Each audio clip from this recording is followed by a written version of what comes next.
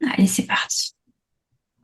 Alors, bienvenue à toutes. Je suis très heureuse de vous retrouver ce soir pour cette masterclass. C'est une masterclass pour moi qui est inédite parce que c'est la première fois que j'en fais une, puisqu'il faut aussi une première. Donc, ce soir, on va pouvoir voir plusieurs aspects autour du sujet de la communication animale, qui est vraiment un sujet qui me tient à cœur et qui me passionne depuis plusieurs années et qui a changé ma vie littéralement il y a plus d'une dizaine d'années.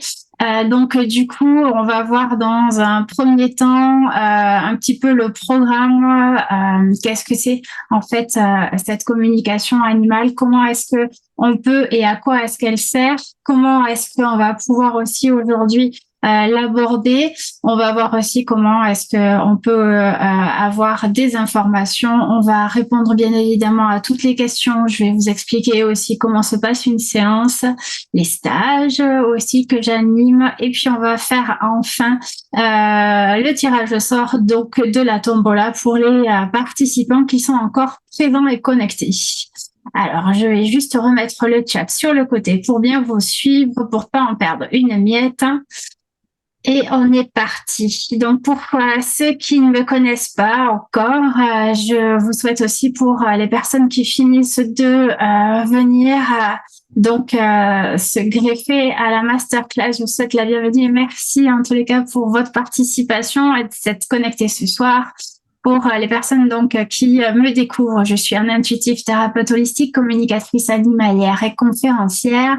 Depuis 2012, je travaille avec les énergies qui m'entourent. J'ai commencé au travers de soins énergétiques animaliers notamment, et j'ai continué sur mon autre casquette en tant que thérapeute holistique qui s'est bien évidemment affinée au fil des années et de la pratique surtout, donc au travers de soins énergétiques, également de géobiologie de communication intuitive, donc avec l'hypnose spirituelle de régression. J'utilise d'autres outils comme la LGO, qui est un petit cousin de l'MDR, donc c'est la libération des émotions par le globe oculaire. Donc tout cela, j'accompagne les personnes depuis 2018 au travers donc de cette casquette de thérapeute holistique en distanciel comme en présentiel à la Maison du Mieux-être à Marciac-Vallon en Aveyron, et en distanciel soit par téléphone ou par Zoom. Et donc j'ai aussi cette autre casquette qui est aujourd'hui celle de communicatrice animalière, qui permet vraiment d'accompagner les animaux sur des soins animaliers. Cet accompagnement-là se fait uniquement en distanciel grâce à un support photo, tout comme la communication animale.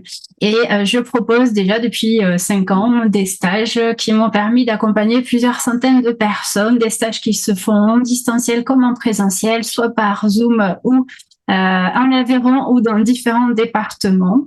Et je peux aussi, et je le fais déjà depuis plusieurs années, des accompagnements individuels, soit à la Maison du Mieux-être, donc sur plusieurs heures, ou par Zoom, comme certains l'ont déjà fait. Voilà, donc je suis très très heureuse de pouvoir discuter, échanger avec vous ce soir. Je vous invite donc à partager vos questions, si vous le souhaitez, directement sur le chat. Je vais le regarder régulièrement, ce qui va nous permettre d'interagir de cette façon-là pour être, on va dire, le plus structuré possible et pour que tout le monde puisse en profiter également. Donc ça, c'est très intéressant et je vous remercie encore pour cette participation. Donc si vous avez des questions, vous pouvez les noter directement donc sur le chat. Si vous ne savez pas où est-ce que c'est tout à fait à droite de la barre d'explication, dans les 3 petits points le plus notamment, où vous avez chat et vous allez pouvoir écrire tout cela. Allez, on est parti. Donc, du coup, je vais vous repréciser, vous expliquer une version, encore une fois, de ce que j'en comprends, de ce que je sais, de ce qui me passionne dans la communication animale. Donc, il est important de savoir aujourd'hui que la communication animale, c'est de la télépathie. Certains vont utiliser les mots comme intuition, vont aussi mettre des mots qui peuvent leur parler peut-être davantage comme La médiumnité, si ça vous parle aussi, vous pouvez le faire, c'est de la télépathie, donc, et c'est important de savoir que c'est une communication d'âme à âme ou de cœur à cœur, comme certains aiment à le dire. Et c'est vrai que pour moi, c'est quelque chose qui me parle dans ce sens parce que c'est vraiment une connexion que l'on a qui part du cœur vers l'animal. Donc, on peut le faire, cette conversation, parce que pour moi, c'est littéralement une conversation que l'on peut avoir avec un, voire des animaux. Et il y a la possibilité donc d'interagir avec eux au travers de tous les sens, que ce soit vraiment de face à face ou grâce à un support photo. Et l'énergie, réellement, cette conversation n'a pas de frontières et n'a pas de limites.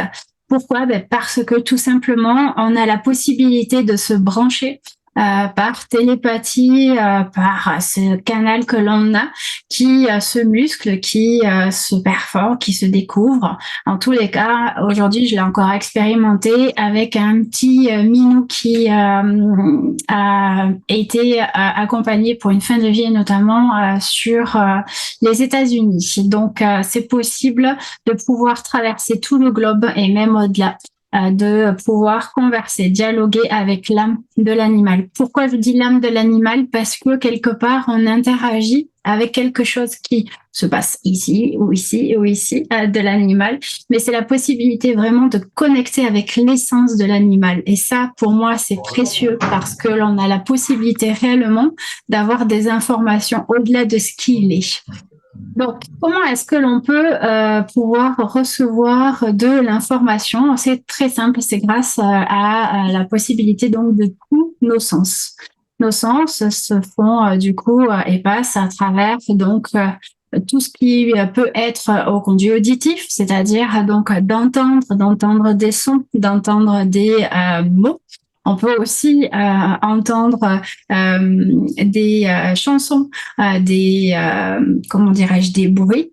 Tout cela va pouvoir nous permettre vraiment d'étoffer notre conversation avec l'animal qui se fait comme on peut la voir vraiment en ce moment, je dirais en direct.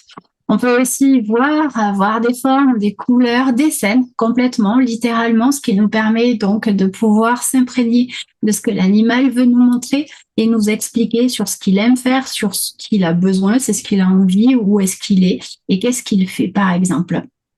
Ensuite, on va pouvoir aussi ressentir des choses. Alors, ressentir, c'est que l'animal va nous permettre de pouvoir savoir s'il y a des ambiances qui sont plus ou moins chaudes, agréables, froides, hostiles, confortables, désagréables pour lui. C'est une sensation que l'on peut retrouver aussi à l'intérieur de notre corps ou qu'il nous montre d'une certaine façon avec une autre perception. On a également la possibilité de pouvoir sentir des odeurs, sentir un parfum, sentir réellement une odeur très spécifique qui fait partie de son quotidien, quelque chose qui est plus associé à nous les humains, mais aussi peut-être à leur univers. Il va pouvoir nous faire aussi goûter ou nous apporter le goût dans la bouche. Tout cela, en fait, ça vient nourrir, compléter, alimenter cette conversation que l'on a ensemble. Donc ça, c'est quelque chose qui peut du coup venir ensemble, séparément ou compléter après, suivant les questions. Donc pour moi, c'est quelque chose qui est très intéressant parce qu'en fonction des animaux, ils vont avoir aussi une façon de s'exprimer qui leur est propre, qui peuvent être aussi différentes de part et d'autre. Et ça, je trouve que c'est intéressant de le découvrir et de se découvrir aussi. Donc, pourquoi et à quoi et comment est-ce qu'on peut se servir de cet outil? C'est très simple. Je préfère, pour ma part, le support photo. Pourquoi? Parce que l'animal, en fait, reste dans son propre univers sans qu'on le transporte, sans qu'on le change, sans qu'on peut peut-être lui donner la possibilité de découvrir et ou de stresser potentiellement peut-être un autre milieu. En tous les cas, le fait de pouvoir converser avec la photo, ça permet à ce qu'on puisse vraiment interagir dans le monde entier, comme je vous disais, sans qu'on ait de limites, de frontières, de barrières et de kilomètres. Vous allez voir, ça paraît un peu abstrait dit comme ça, mais c'est possible, en tous les cas, grâce au support photo, de voyager d'aller chez l'animal ou de rentrer dans son quotidien et aussi, pourquoi pas, dans le quotidien de son humain. Alors, vous allez m'entendre parler de l'humain et de l'animal, le binôme que certains pourraient aussi nommer comme propriétaire et animal. Je n'aime pas trop. Certains disent aussi gardien, gardien pour définir l'humain en règle générale. Donc, c'est vrai que pour moi, c'est important de pouvoir aussi permettre à l'animal de continuer sa journée, son activité pendant que nous discutons avec cette âme, cette autre version de lui, on est bien d'accord, parce que les animaux ont cette capacité aussi, comme nous, de connecter avec leur âme. Voilà. Alors, je vais remonter un peu sur le chat rapidement pour être sûr de ne pas en perdre une miette. Comment prendre contact avec l'animal et comment se présenter? Accepte toujours-t-il la communication? Alors, oui, Pascal, il accepte. On va le voir un petit peu plus loin et on le définit tout ça en fait directement sur le protocole. C'est une façon réellement que l'on a de commencer de se présenter et ça on le voit quand on est en stage parce que c'est effectivement la chose la plus importante et qu'on a besoin dans un premier temps de détailler. Donc on va le voir. On va le voir comment on va pouvoir se brancher, comme tu dis, et c'est très juste, à l'animal. Donc, on le verra un petit peu plus loin. Ensuite, pour reprendre, en fait, si vous voulez, la possibilité de se connecter avec l'animal, on va vraiment pouvoir lui poser des questions comme si on interagissait avec quelqu'un, parce que c'est possible de communiquer aussi avec des personnes, tout ce qui est source d'information. Et pour moi, il n'y a aucune limite, en fait, dans cette forme de télépathie. Il y a là donc la possibilité, comme je vous le disais, de pouvoir communiquer avec un ou plusieurs animaux en même temps ou de façon séparée. Pour moi, il y a vraiment la possibilité, et c'est ce que j'aime encore une fois pratiquer, et pour toutes les raisons que l'on pense qui nous sont importantes. Et dans chaque changement de l'animal, un état, changement de comportement, changement d'habitude, changement de planning, changement de direction, que ce soit de la part de l'animal et ou de l'humain, c'est une occasion de pouvoir pratiquer une communication pour lui expliquer, pour le rassurer, pour voir éventuellement aussi les solutions que l'on peut aborder s'il y a une problématique, sachant qu'il y a pour moi, et je suis pas la seule, une clause très importante d'une certaine façon, d'une façon d'éthique, c'est aussi du bon sens.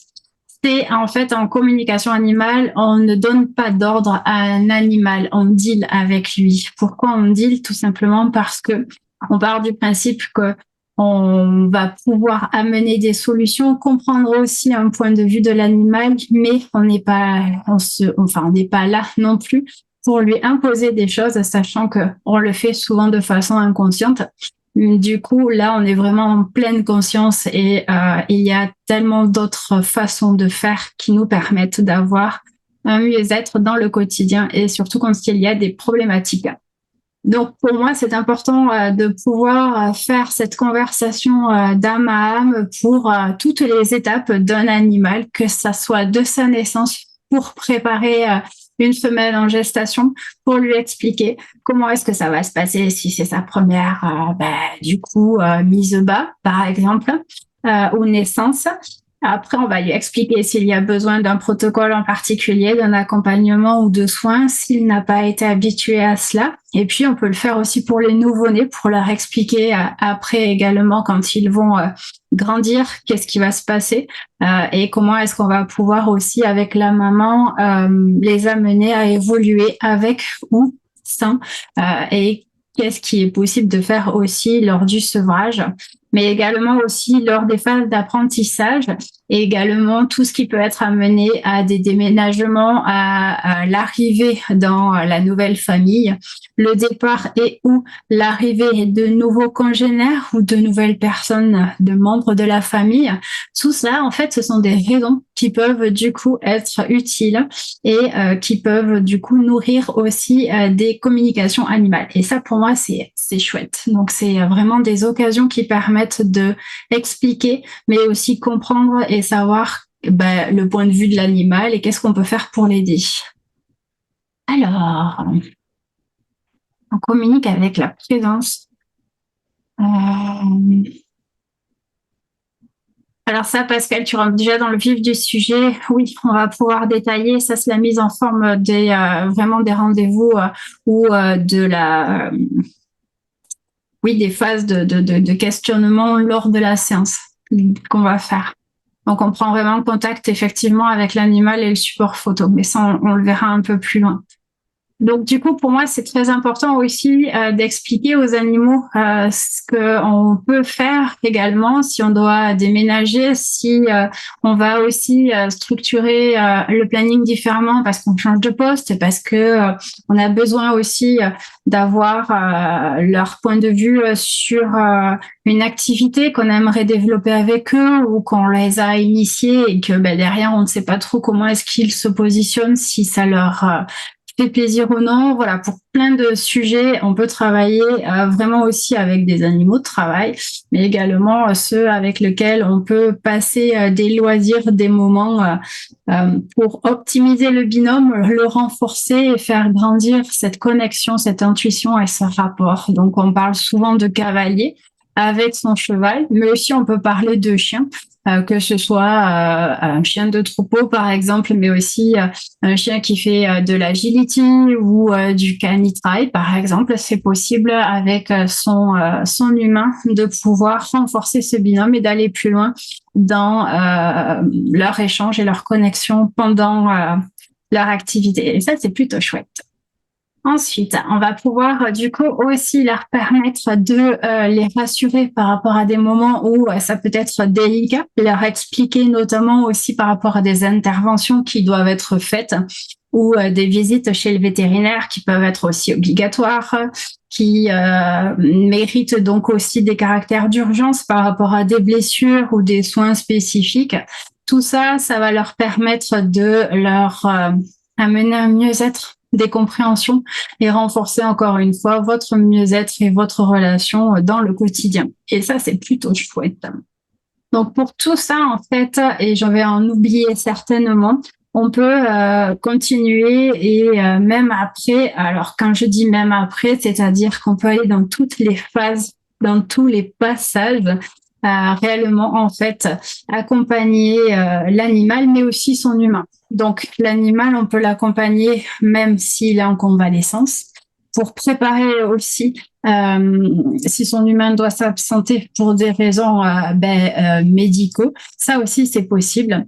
Il y a la possibilité de rassurer, d'expliquer l'animal quand lui-même doit, donc comme je vous le disais un peu avant, subir une intervention, mais aussi quand il s'agit de fin de vie, quand on leur explique, quand on a besoin de savoir s'ils souffrent, s'il y a des pathologies, s'il y a des problèmes. Donc ça, je tiens à le préciser également.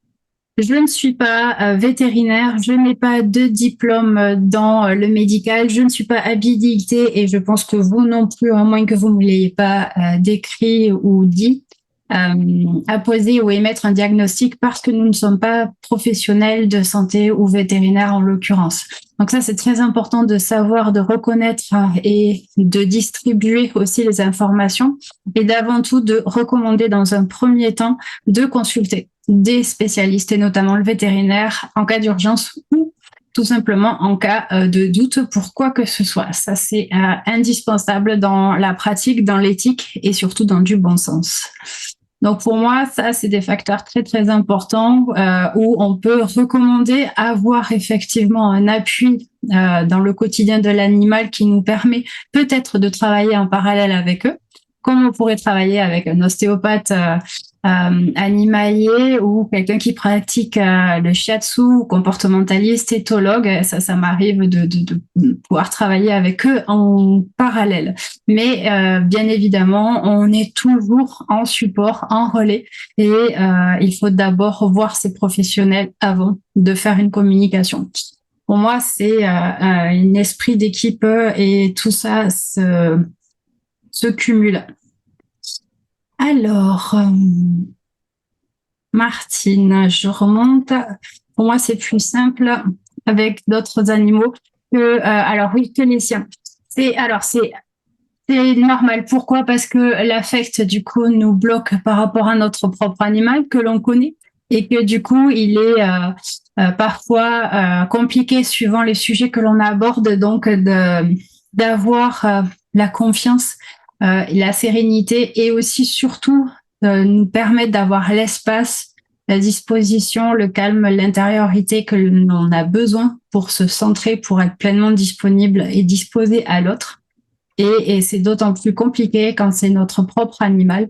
Et ça, c'est vrai que ça demande encore une fois de la pratique. Les personnes qui ne me connaissent pas encore, vous allez m'entendre répéter souvent les choses si vous souhaitez que l'on voit ensemble cet outil.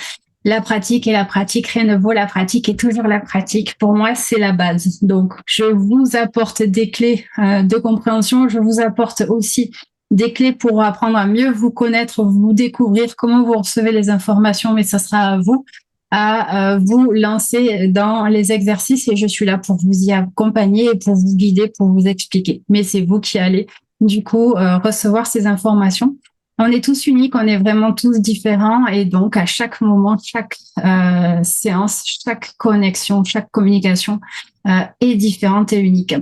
Donc vraiment, pour moi, ça, c'est très, très important de le repréciser, parce que surtout quand on aborde des sujets très délicats, importants, comme la fin de vie, mais aussi après le départ. Donc, on peut vraiment préparer un animal en fin de vie, accompagné bien évidemment des vétérinaires, mais même après. Et du coup, c'est ce qui s'est passé tout le long de la semaine pour ma part avec ce chat, notamment sur Los Angeles. Donc, on va pouvoir vraiment expliquer, comprendre, délivrer des messages, recevoir des messages pour son humain, mais aussi pour son animal. Alors, je vais vous lire en même temps. Comment débuter la communication animale? Apprendre à faire le vide dans sa tête. Est-ce qu'on a des conseils? Oui. Alors moi, ce que je propose aux personnes, c'est de pouvoir se donner pleinement les dispositions nécessaires. C'est-à-dire qu'on crée des espaces dans notre quotidien, dans notre vie, dans notre planning, notamment au travers d'événements, de rendez-vous. Dans un premier temps, qui peuvent être individuels, qui soient accompagnés ou non, ou en collectif, encore une fois. Mais il faut savoir faire le vide dans notre tête et être bien structuré. Ça passe aussi par s'organiser, expliquer à notre entourage perso, mais également aussi à nos animaux, que l'on n'est pas disponible ou disposé pour eux pendant ce temps où on va du coup pratiquer. Donc ça, on va le voir, on passe du temps ensemble pour pouvoir réellement structurer, expliquer, définir comment est-ce que déjà on se rend pleinement disponible à soi, parce que c'est la première des choses, mine de rien, et ça on l'oublie trop souvent, surtout en ce moment où le temps passe vite, où on nous demande d'aller toujours encore et plus vite et d'être encore plus efficace et performant. Là, c'est tout l'inverse. Et justement, il est intéressant de décortiquer réellement, d'aller pouvoir en profondeur pour voir comment est-ce que l'on fait, pour pouvoir s'introspecter, pour apprendre à mieux se connaître, pour savoir comment est-ce qu'on fonctionne, dans quelle situation on se sent plus à l'aise, pour commencer d'abord dans un premier temps à se centrer, à poser les choses et ensuite rentrer en communication avec l'animal. Donc il y a toutes ces phases-là qui ont besoin pour moi d'être remises à jour, expliquées, et surtout comment est-ce que nous-mêmes on est disponible et disposé à communiquer. Alors si on a un rendez-vous dans un quart d'heure et qu'on doit faire vite, bien évidemment c'est du bon sens, on va pas pouvoir être pleinement disponible à l'autre, et parce qu'on aura déjà en tête quelque chose qui sera après. Donc c'est revenir dans l'instant présent, revenir à ce qui est important pour nous, revenir à notre écoute pour que l'on puisse du coup réellement commencer à essayer de se connecter à l'autre. Mais ça, encore une fois, ça s'apprend, et c'est tout l'objet aussi des stages, entre autres, ou des moments qu'on propose ou que d'autres personnes peuvent proposer. Alors, du coup, on va pouvoir aussi, je vais revenir sur vos questions. Donc, Lucie, c'est des choses qui se font avec le temps, avec la pratique. Il y a effectivement des livres qui expliquent tout ça, qui reprennent mot pour mot tout ça. C'est apprendre à se connaître, c'est pratiquer peut-être des moments de relaxation, de méditation pour d'autres, c'est faire sa vaisselle, c'est ranger sa maison, c'est structurer son agenda, c'est expliquer à son entourage que on n'est pas disponible pendant 1 heure. C'est toutes ces choses-là en fait qui sont importantes à rappeler avant de commencer à s'organiser. Est-ce qu'on peut est-ce qu'on peut aider les vétérinaires qui n'arrivent pas à soigner? Alors oui, Pascal, on est en parallèle. Bien évidemment, on n'arrête surtout pas les traitements, on ne les modifie pas sans l'accord du vétérinaire. Mais oui, il y a des choses dans ce sens comme pour un humain, où on peut réellement donc amener un mieux-être pour connaître en communication animale la raison, effectivement, le choc émotionnel, comprendre qu'est-ce qui s'est passé, pourquoi c'est arrivé, qu'est-ce qui a besoin d'être compris et d'être mis en lumière pour pouvoir aussi apporter d'autres solutions, en plus d'un soin éventuellement ou non. Alors pour moi, c'est important aussi de pouvoir mettre ce bémol, c'est-à-dire qu'il y a des animaux qui ont envie ou pas parfois d'avoir des soins. Et ça, c'est intéressant en communication animale aussi de leur poser la question. Pour bien des raisons, mais ça, on l'abordera peut-être plus tard. Est-ce qu'on peut travailler sur notre animal sur photo? Si on bloque, oui. Sachez que c'est pour moi la façon la plus efficace. Parce que du coup, il n'est pas à côté, il va pas forcément nous déranger ou nous solliciter, tout simplement, parce que il se rend compte quand même qu'il peut avoir aussi de la place ou de l'espace. Mais oui, c'est un moyen intéressant pour moi, la photo, qui nous permet vraiment d'avoir aussi ce recul nécessaire pour être le plus objectif. Parce que quand on fait une communication animale, en fait, on pose ensemble un lien, une problématique, un cadre, un sujet. On va poser aussi des questions, on voit comment, si on veut faire des stages, savoir aussi. Parfait. Donc du coup, en fait, il y a vraiment la possibilité, comme je disais, donc de pouvoir poser un cadre, et il est rassurant de le faire en amont, avant. Et c'est important de prendre le temps de structurer avec vous les personnes qui viennent nous rencontrer, qui souhaitent faire une communication animale, parce que souvent, quand on fait une communication animale, c'est parce qu'on a besoin de connaître certaines informations ou qu'il y a une problématique ou un sujet qui mérite d'avoir des précisions. Donc ça, tout ça, c'est important. Oui, Pascal, la bande est faible. Alors oui, c'est vrai que moi, j'ai un réseau chez moi qui est un peu des fois instable. Si c'est le cas, malheureusement, je me brancherai rapidement sur la 4G. J'espère que ça va tenir. Normalement, c'est le cas jusqu'à présent. Donc du coup, ce que j'expliquais aussi, c'est qu'il y a cette possibilité de pouvoir à tout moment poser des questions et des sous-questions. Ça, c'est très important aussi, parce que des fois, on peut avoir la nécessité de, comme une conversation, d'aller en profondeur, d'avoir aussi cette forme d'investigation, comme j'aime à dire. On est un peu comme Sherlock Holmes, on va vraiment aller en profondeur pour comprendre les rouages, qu'est-ce qui s'est passé, qui a besoin d'être mis en lumière et qui est important à communiquer avec la personne ou son humain. Ça, c'est pour moi la base. Donc tout ça, en fait, on le précise avant. En fait, ça, pour moi, c'est important. Donc ça en vient à savoir comment est-ce que j'organise donc un rendez-vous, par exemple. Je vous explique simplement une façon, une version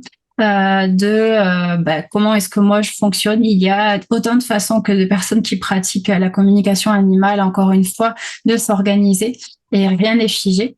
En tous les cas, je travaille uniquement sur support photo, comme je vous disais, parce que ça me permet de travailler partout dans le monde, de poser aussi un cadre pour l'animal, son humain, pour aussi définir donc des questions. Ça, c'est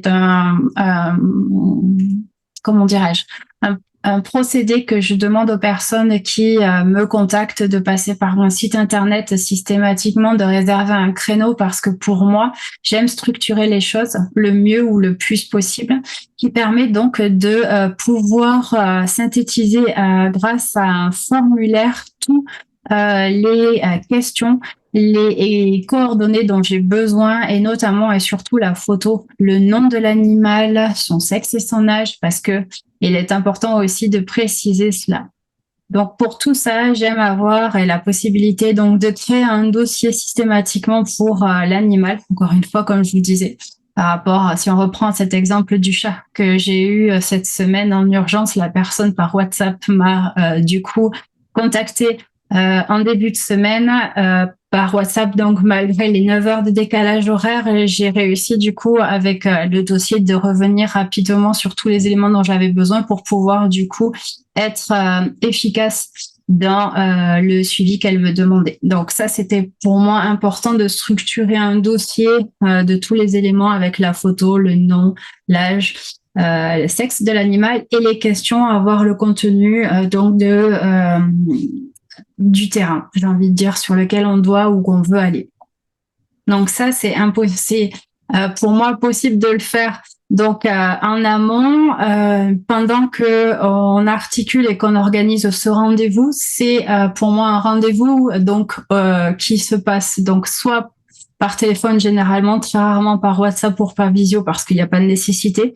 Quoi qu'il en soit, du coup, il y a cette conversation que l'on a donc qui dure environ une demi-heure par téléphone où je vous lis mot pour mot ce que je perçois, comprends, entends de toute la conversation que j'ai eue avec votre animal. C'est pour moi essentiel de vous retranscrire mot pour mot, de vous expliquer tout ce que j'ai perçu en parallèle, le contexte de l'animal qui m'a montré, qui m'a expliqué. Donc c'est vraiment des mots. Ça c'est pour moi important, comme je vous l'ai dit. Après je peux écrire beaucoup parfois et j'ai des intonations qui font qu'on va mettre l'accent sur certaines choses ou sur certains supports. Et ensuite cette conversation téléphonique est enregistrée, cet MP3 du coup est renvoyé par mail. C'est pour ça que je demande aux personnes aussi certains éléments les concernant. Donc ça, c'est une prise en charge qui est pour moi importante parce que c'est un suivi sur laquelle certaines personnes aiment y revenir, cet audio, parce que bah, du coup, en fonction des sujets ou des problématiques, ils vont pouvoir avoir un support sur lequel revenir, rebondir pour se structurer s'il y avait une problématique, de lister, énumérer, voir ce qu'ils peuvent faire après la communication, ce qui a marché, ce qui n'a pas marché, ce qui a besoin d'être mis en lumière qu'on n'a pas compris.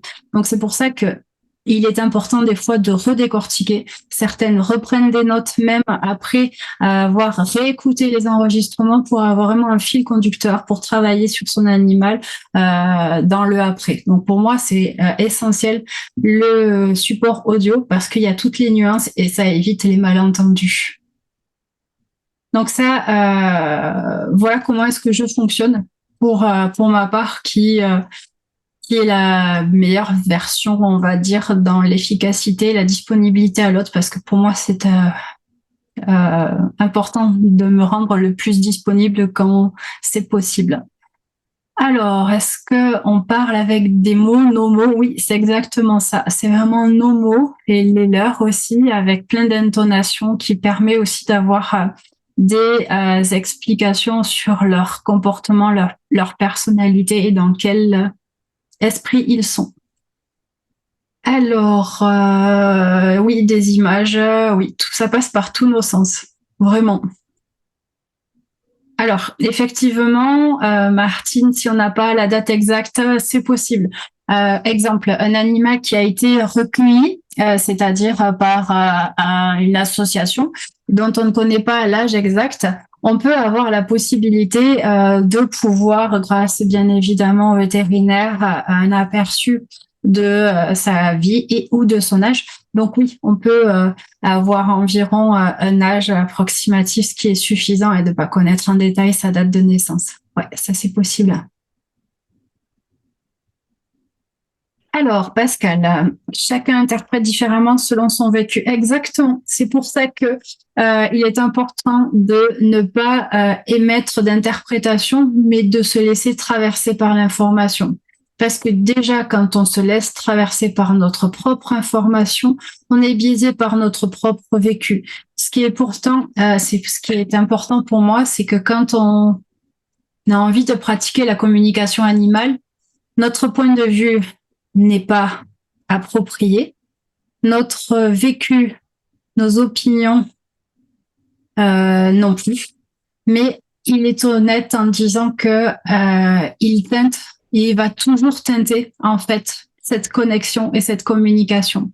C'est pour ça qu'il faut savoir se mettre de côté pour arriver à comprendre l'animal, mais c'est surtout aller dans aucune supposition, présupposition, c'est juste s'en tenir au fait de ce que l'animal peut partager.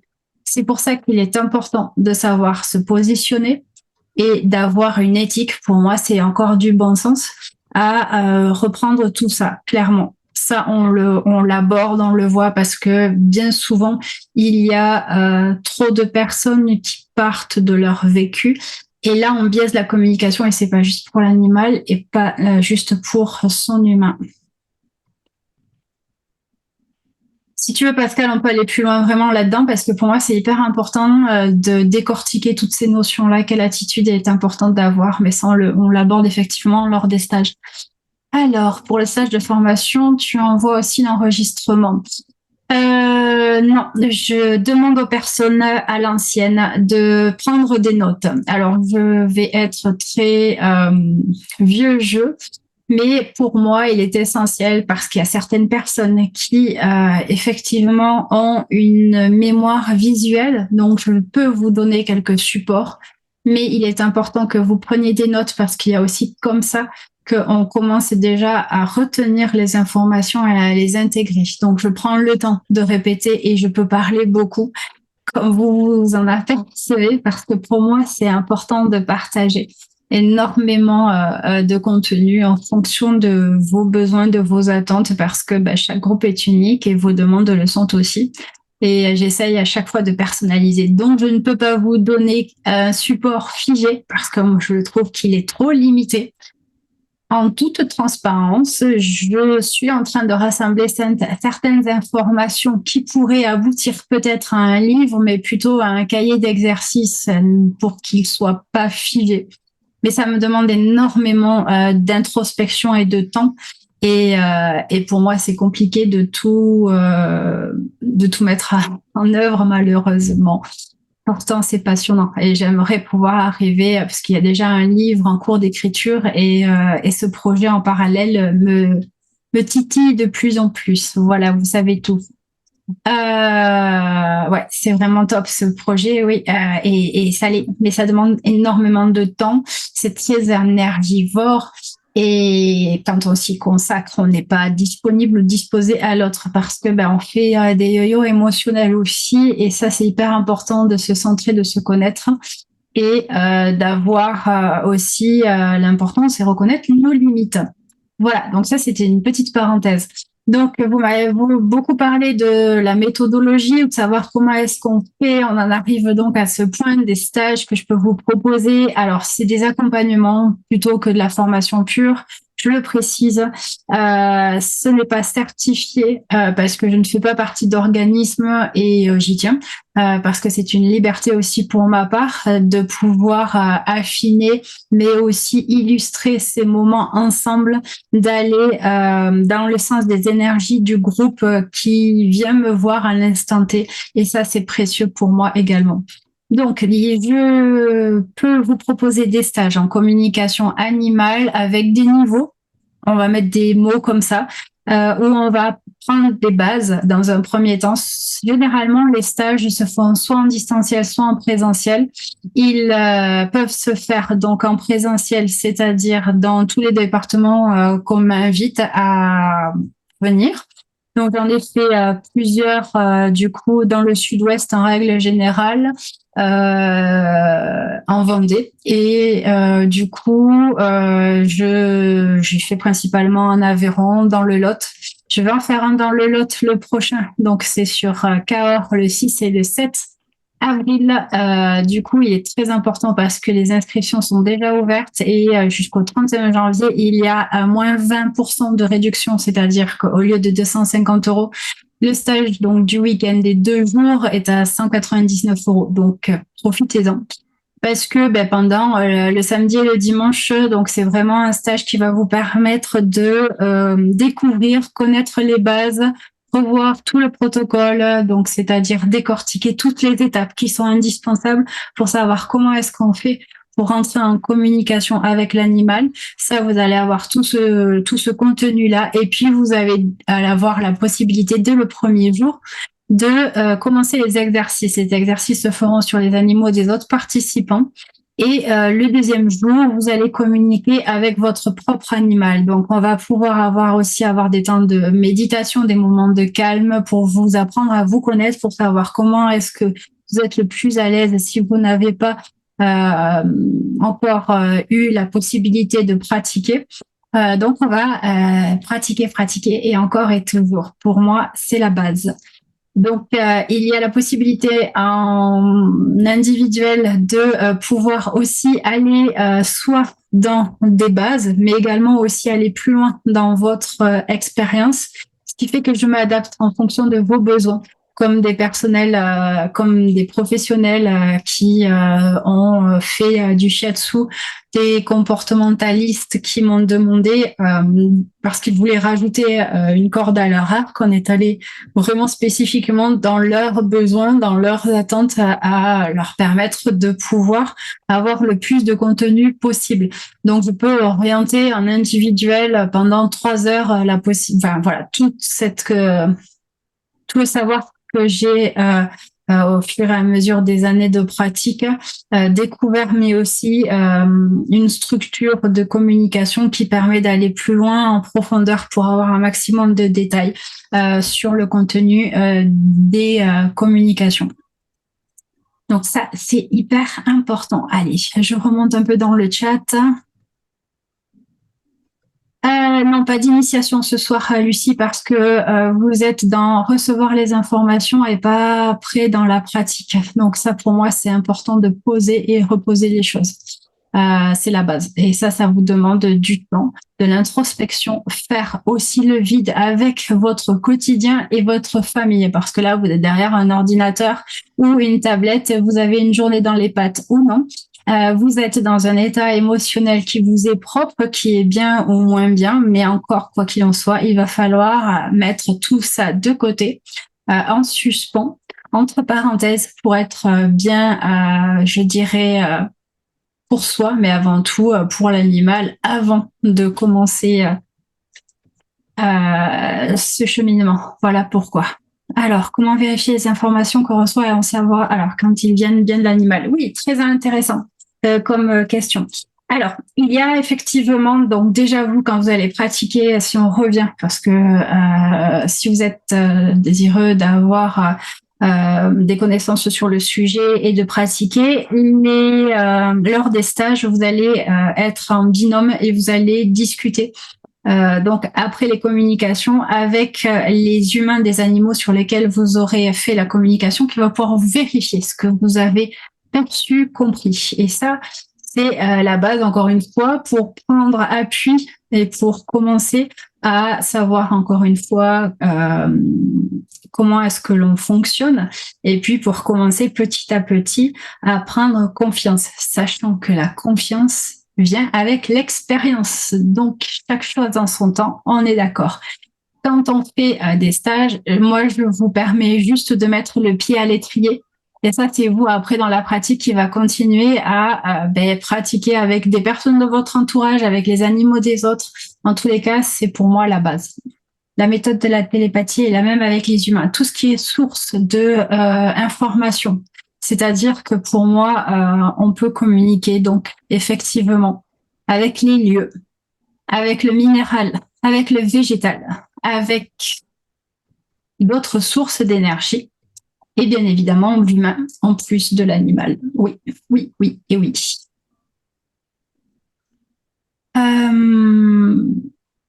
Ben, c'est bien, merci pour toutes vos questions, c'est chouette.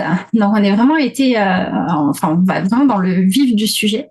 Et ça, j'adore. Alors, il y a aussi comment dirais-je, des moments clés dans les stages où il y a des prises de conscience. Et pour moi, j'adore en fait l'énergie de groupe parce que les réflexions d'une personne peuvent du coup éclairer d'autres personnes. Et ces prises de conscience, pour moi, sont indispensables parce que quand on va être disponible et disposé à l'animal de l'autre dans un premier temps, il y a des choses qui peuvent nous faire écho ou qui peuvent du coup être importantes pour la personne. Donc c'est pour ça que pour moi, il est important de replacer le contexte. C'est pour ça qu'il est important aussi de prendre le temps de décortiquer cela. Parce qu'il y a aussi cet effet miroir que l'on va aborder. Cet effet miroir, pour ceux qui ne connaissent pas, c'est la possibilité d'avoir aussi, grâce et ou à cause de notre animal, mais on va pouvoir l'observer pour bien d'autres raisons et pour bien d'autres aspects, que nous nous faisons tous écho, nous sommes tous miroirs, même ce soir. Et ça, c'est chouette, sur des sujets que nous en soyons conscients ou non, qui nous plaisent ou non. On se fait tous écho d'une manière ou d'une autre. Et on peut l'apprécier, l'observer, le mettre en lumière ou non pendant une communication animale. Donc ça, c'est quelque chose qui va être essentiel aussi lors des stages. Parce que le plus important aussi, il faut le savoir, c'est que il est important de savoir se remettre en question. Il est important aussi de travailler sur soi pour pouvoir encore mieux être disponible et disposé, neutre, ouvert, plus en conscience. Vous y mettez les termes que vous souhaitez pour pouvoir être le plus aligné aussi à recevoir les informations et accompagner les animaux des autres. Et nous aussi. Alors, la formation est déjà très complète et très riche pendant presque 4 heures. Franchement, c'est top. Oui, merci pour ton retour. C'est gentil. Alors, cette année, je l'ai passé à 3 heures parce que, effectivement, tu es très studieuse, mais il y a des personnes qui, pour ma part, l'ont pris d'une façon un peu trop légère. Et donc, me demandent de, quelque part, revenir sur des choses. Et donc, pour moi, il est important aussi de permettre aux personnes de se prendre en charge parce que je ne suis pas avec vous quand on fait les coms et ça, tu le sais.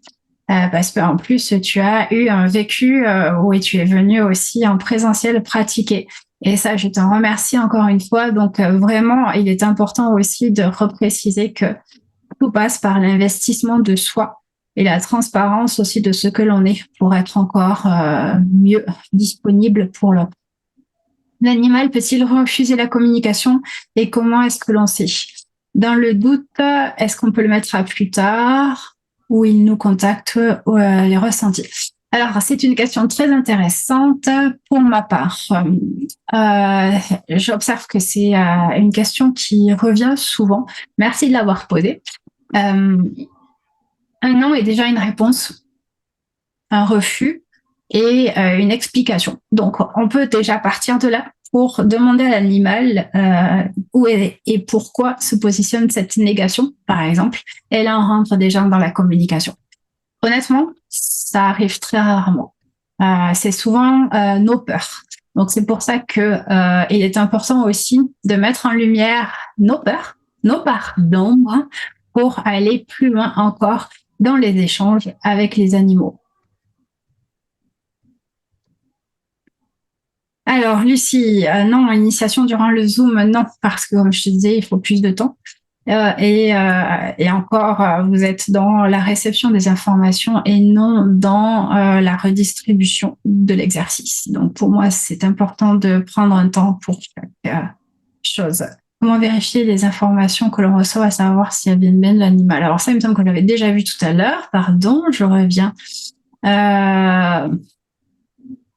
Alors, est-ce qu'on peut aider un animal abandonné dans un refuge, lui expliquer comment? Oui, bonne question.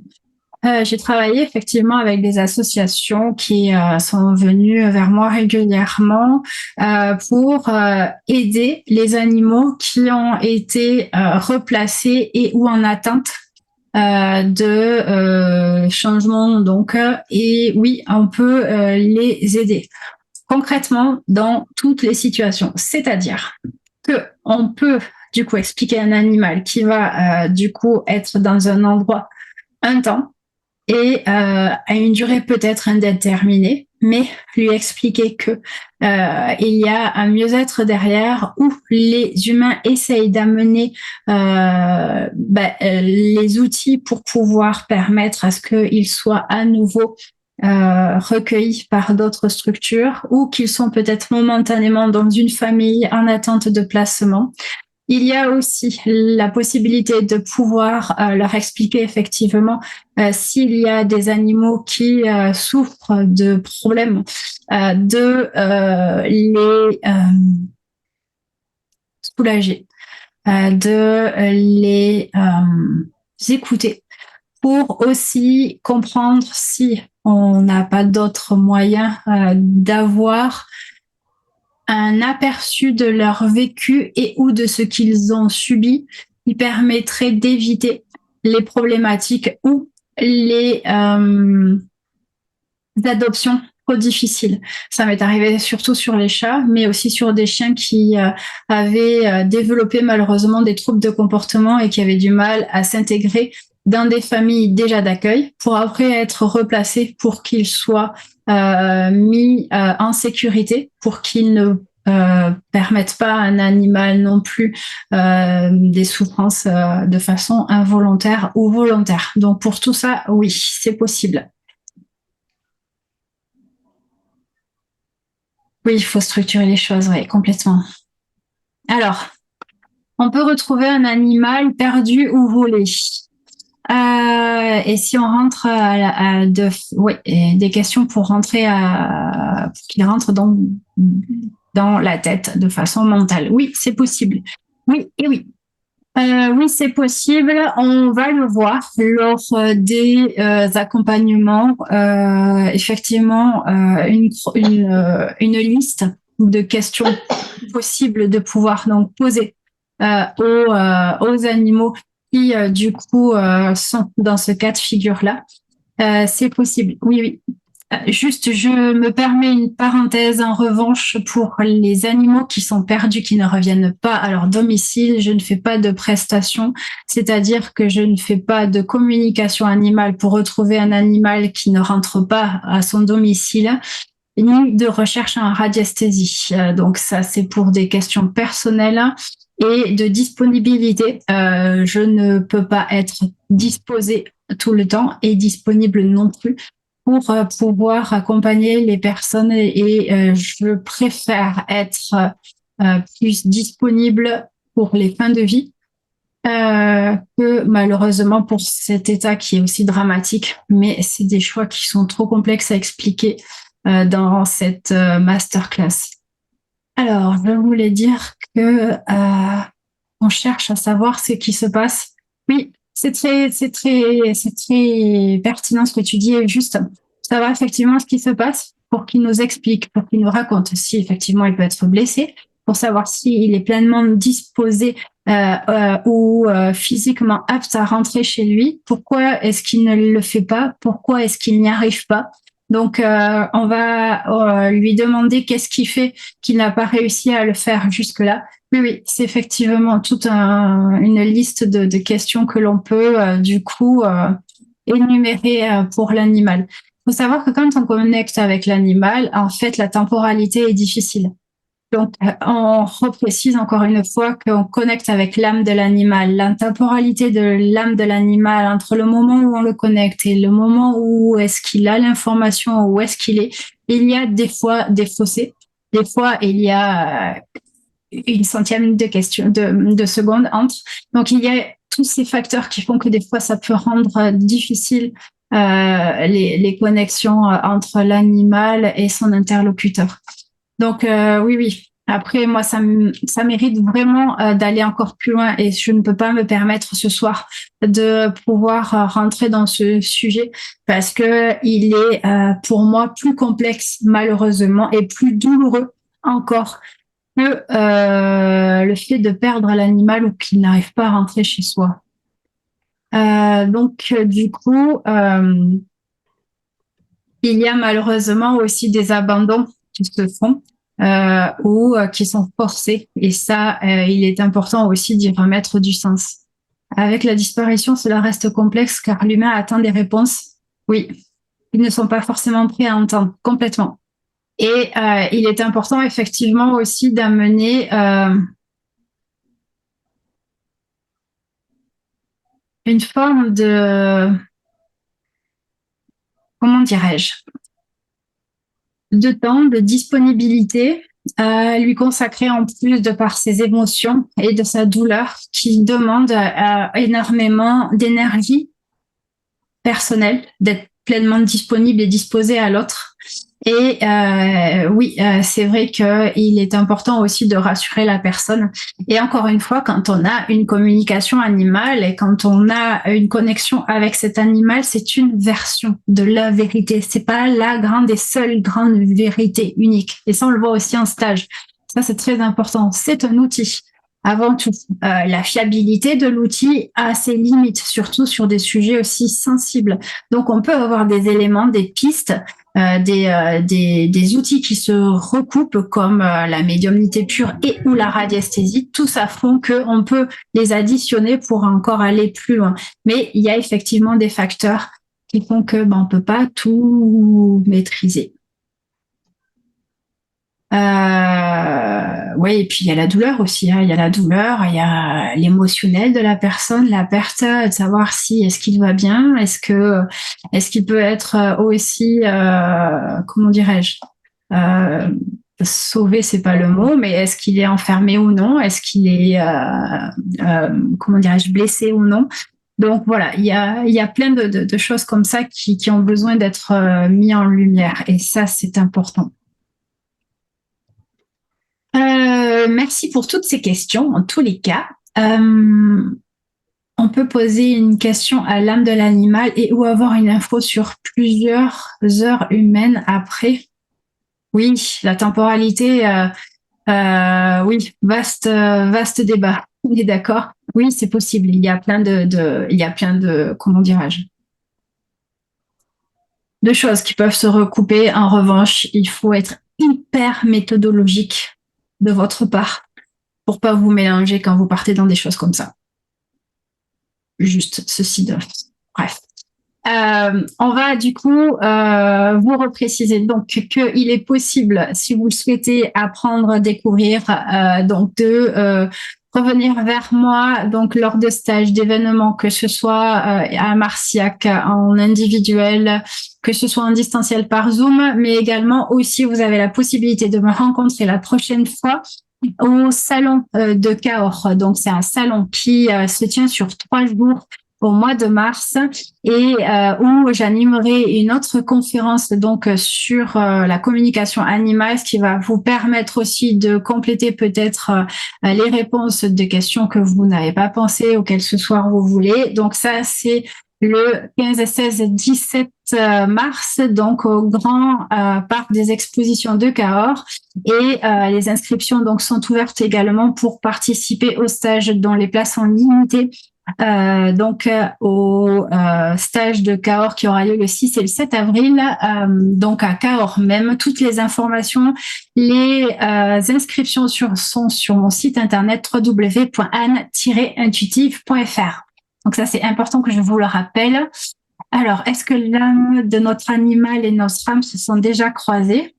Ah, et peut-on le savoir? Très bonne question. Oui, c'est possible. Oui, c'est possible. Ça m'est arrivé déjà plusieurs fois. Mais là, on va vraiment aller dans oui, c'est possible. On va effectivement pouvoir avoir des informations. Ça peut m'arriver en communication et ou en soins. Que ce soit un soin pour l'humain ou que ce soit un soin pour l'animal. Ils peuvent me montrer si c'est intéressant. Et notamment si vous avez la conscience ou les croyances, notamment de vie parallèle et ou antérieure. Oui, pour savoir qu'est-ce qui, dans les contrats d'âme et ou dans les problématiques résolues ou non, qu'est-ce que vous rejouez, qu'est-ce qu'il est important de vivre, subir, pour y remédier dans cette vie ensemble. Ouais, ça c'est passionnant. Est-ce qu'il est arrivé de recontacter avec l'âme d'un animal hors communication animale? Très intéressante aussi cette question. Non, je vais dire non. Pourquoi? Parce que il est important de savoir ouvrir et de fermer les portes. Ça, c'est ce que vous essayez d'apprendre lors des 2 jours de communication animale ou les heures que vous voulez en individuel. Ça, c'est la base. Parce qu'encore une fois, il faut savoir se respecter, respecter l'autre et pas laisser la porte entrouverte. Parce que ce n'est pas juste pour l'animal, ni pour son humain ou pour vous-même. Donc, pour moi, il est essentiel de apprendre à se connaître et de savoir de bien ouvrir les portes et de bien fermer les portes parce qu'il y a un temps pour tout. Pour moi, c'est important. Je suis un peu tranchée quand je dis ça, mais beaucoup de personnes se rendent pas forcément compte ou n'ont pas toujours envie. Il faut être honnête aussi de fermer les portes parce que ça vient chercher des choses chez nous dont on a besoin de mettre en lumière qui sont importantes à transcender ou à aller voir et donc transmuter ou comprendre ou rassurer ou réconforter ou leur expliquer les choses. Voilà, pour toutes ces raisons-là. Et j'aime aussi le voir en stage pour vous expliquer qu'il est important aussi de reconnaître toutes nos facettes, qu'ils soient positives comme négatives, et toutes les postures et les rôles que nous jouons de façon consciente et inconsciente en remettant la cape du sauveur ou du bourreau ou encore une fois la victime. Voilà. Bien. Ben, merci pour toutes ces questions. En tous les cas, merci encore pour votre participation et pour ça, c'est chouette. Donc vraiment, je vous remercie parce que j'adore essayer de répondre au plus juste en tous les cas parce que on est bien d'accord, le temps nous est compté et je veux pas vous submerger non plus trop d'informations parce que l'idée elle est pas là. Il faut que ça reste buvable aussi dans ce type d'échange. Donc, comme je vous l'avais dit, vous avez pu peut-être prendre déjà des notes. En tous les cas, n'hésitez pas à revenir vers moi. Alors, un animal de petite taille peut-il avoir un comportement de grand chien, ce qui expliquerait par le fait qu'il était grand dans une vie antérieure? Et il y a plein de nuances. Elle est très belle, cette question. Il y a plein de nuances là-dessus qu'on pourrait avoir ou aborder. Alors oui, c'est possible, mais aussi, est-ce que le chien n'a pas la notion ou la conscience ou il n'a pas le même point de vue que nous, de savoir qu'est-ce qui fait qu'il peut être grand en taille physiquement, mais qu'il ne le voit pas de cette façon-là? Je ne sais pas si je suis claire, mais en tous les cas, il y a plein de nuances ou de sous-entendus qui méritent de pouvoir, en fonction du sujet, y revenir dessus. C'est-à-dire qu'il y a des animaux qui ont un trait de caractère qui vont pas avouer qu'il est petit, ou qui vont pas reconnaître qu'il est petit, ou n'attacher d'importance au fait qu'un est plus grand que l'autre ou non. Au-delà de vie antérieure ou pas. Oui, c'est hyper subjectif, on est d'accord. Et donc, on va éliminer les subjectivités et l'aspect aussi émotionnel, mais on est d'accord qu'on va y tourner autour. Donc, c'est pour ça qu'il y a une méthodologie qui est importante à avoir pour avoir aussi une attitude de savoir comment est-ce qu'on se positionne d'une certaine façon, malgré tout, quand on aborde une communication.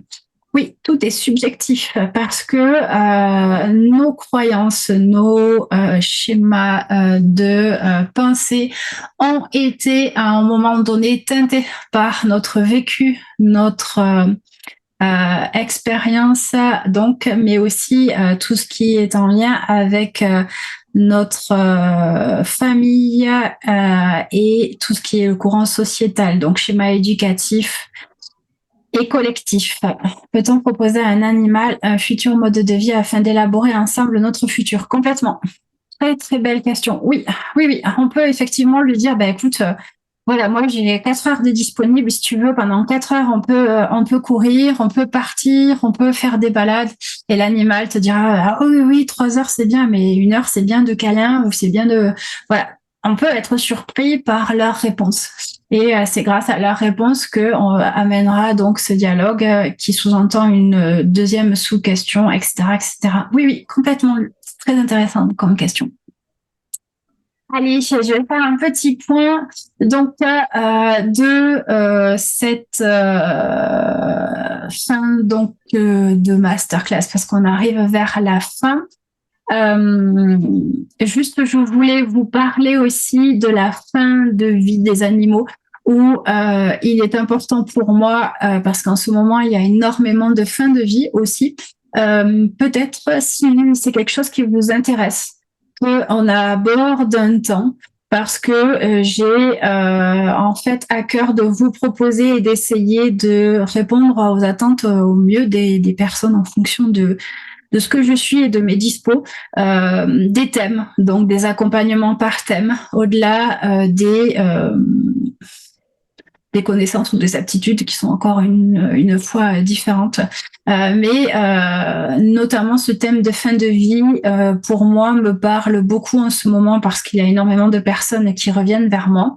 Donc, d'axer réellement sur ça, parce qu'on peut vraiment affiner en détail ça et aussi décortiquer cette étape cruciale, autant pour l'animal surtout, mais aussi pour l'humain, et d'amener le plus possible cet accompagnement dans cette étape douloureuse.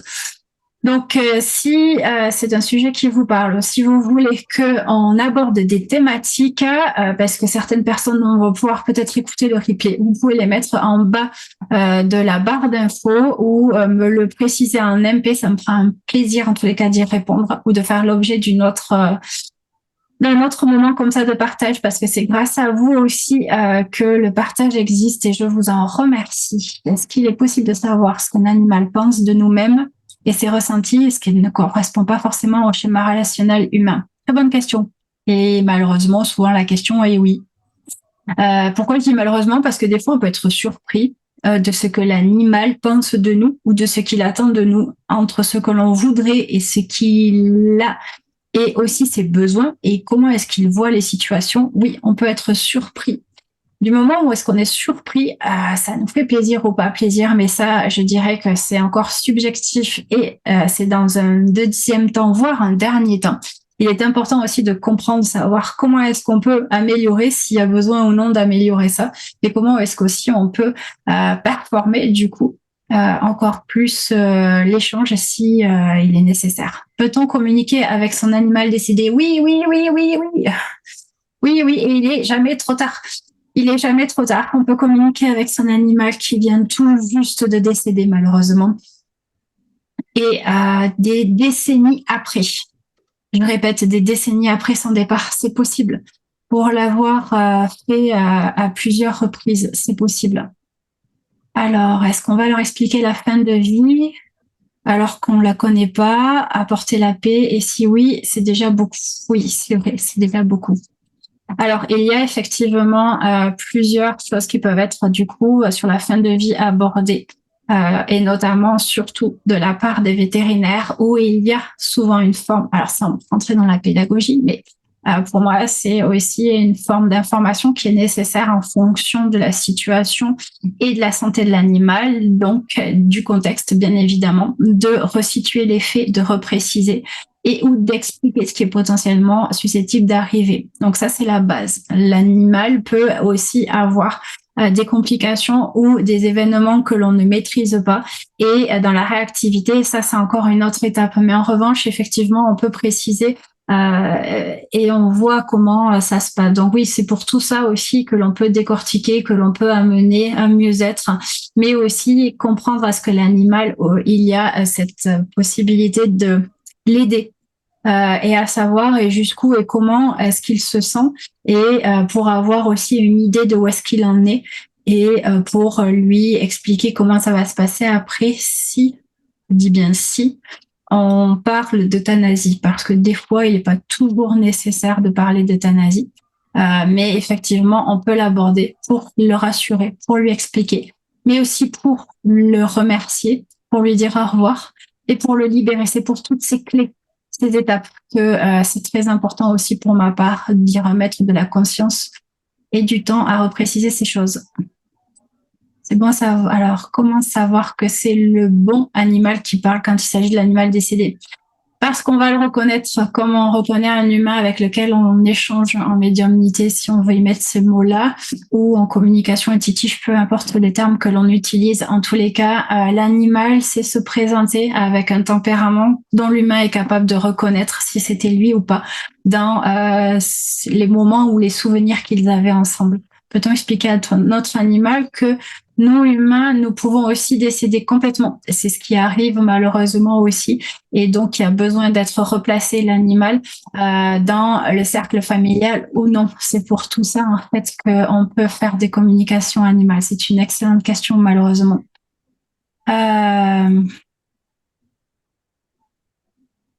Peut-on ainsi retrouver l'âme sous une autre forme lorsque l'animal est décédé? Oui, c'est possible. Mais ce n'est pas le nôtre. Alors, attends. Et si ce n'est pas le nôtre, comment savoir? Encore une fois, on le reconnaît, comme je disais, parce qu'il y a un lien qui se crée, un tempérament avec son comportement qui fait qu'on sait que c'est lui ou elle et que ce n'est pas un autre animal. Et si c'est un autre animal qui a besoin de passer par cette porte ouverte, il va se préciser ou il va expliquer pourquoi et pourquoi est-ce qu'il passe avant lui.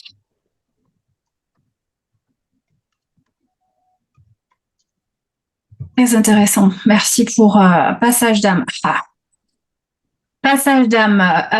Oui, on peut en parler. Alors, j'y mets des petites bémols là-dessus, mais oui, on peut en parler. Pourquoi est-ce qu'il devrait y avoir passage d'âme? Les animaux, en fonction de ça, alors il y a plein de raisons et de contextes en fonction du départ, mais il n'y a pas toujours nécessairement à avoir la pensée qu'il faut ou qu'il est important ou qu'il y ait besoin du passage, parce que le passage est déjà fait ou se fait ou peut être rapide et des fois de désacraliser et ou amener de la conscience. Donc il y a plein de subtilités là-dessus. Parce qu'effectivement, on le voit aussi lors des rendez-vous, que je sois en communication et ou en soins, que l'on peut aider aussi l'âme dans les deux plans et dans les deux situations. C'est ce qui m'arrive aussi pour les humains. Mais ça, c'est un autre sujet qui est vaste et large. J'espère que vous me comprenez en tous les cas, parce qu'il y a tellement de subtilités, de notions, je ne veux pas vous y perdre. Vous allez vraiment dans les détails et j'apprécie. Mais voilà, j'espère que vous me... Voilà, est-ce qu'il y a une communication animale qui t'a changé dans ta vision sur le monde animal? Oui, plein. Plein. Et c'est grâce à eux, en fait, que du coup, il est important aussi derrière d'avoir du recul. Encore une fois, c'est une version de ce qui est important pour nous de savoir, de comprendre et de vivre, d'accepter ou pas. Enfin, il y a plein de nuances là-dessus. Très belle question. Mais oui. Parce que c'est grâce à eux que je suis là aujourd'hui à vous parler. Sinon, je ne serais pas là. Allez, c'est la dernière question pour moi parce que vous êtes super participatif et j'adore ça, mais je veux pas non plus vous monopoliser trop de temps là-dessus. Alors je regarde qui s'est connecté et qui est encore présent pour être sûr de ne pas faire d'impair et on va passer au tirage au sort parce que pour moi c'est hyper important aussi. Parce qu'il est important donc grâce à votre participation et à votre présence, donc de pouvoir aussi vous remercier parce que c'est mon mois d'anniversaire et donc je vous avais dit qu'il avait la possibilité de pouvoir remporter plusieurs cadeaux. Et on va le voir vraiment. Bon, pour toutes les personnes qui m'écoutent en replay, sachez que il est possible de revenir vers moi grâce à mon site internet www.anne-intuitive.fr.